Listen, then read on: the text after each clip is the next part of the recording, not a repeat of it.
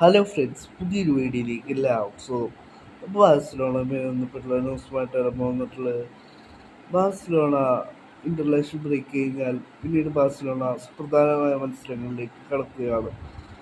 18-ാം തീയതി ബാഴ്സലോണ ലാലിഗയിൽ ജിറോണയുമായി മത്സരിക്കുന്നുണ്ട്.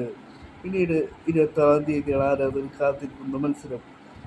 ലാലിഗയിലെ A Clasico മത്സരത്തിന് ബാഴ്സലോണ ഇറങ്ങും.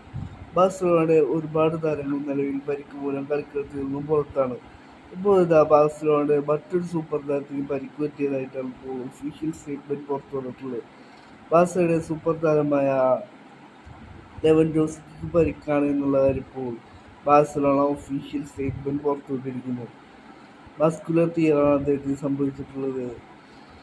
ഇടതുകാലിലെ മസിലിൽ അദ്ദേഹത്തിന് മസ്കുലർ ടീയർ സംഭവിച്ചിരിക്കുന്നു എന്നാണ് ഇപ്പോൾ ബാഴ്സലോണ ഒഫീഷ്യൽ സ്റ്റേറ്റ്മെന്റ് പുറത്തുവിട്ടിട്ടുള്ളത്.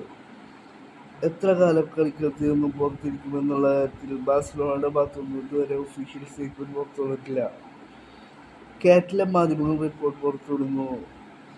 ലെവൻഡോസ്കി 3 ആഴ്ച വരെ കളിക്കളത്തിൽ നിന്നും പുറത്തിരിക്കുമെന്നാണ് ഇപ്പോൾ കാറ്റലൻ മാധ്യമങ്ങൾ റിപ്പോർട്ട് ചെയ്യുന്നത്. ഇത് ബാഴ്സലോണക്ക് വൻ തിരിച്ചടിയാണ് നേരിട്ടിട്ടുള്ളത്.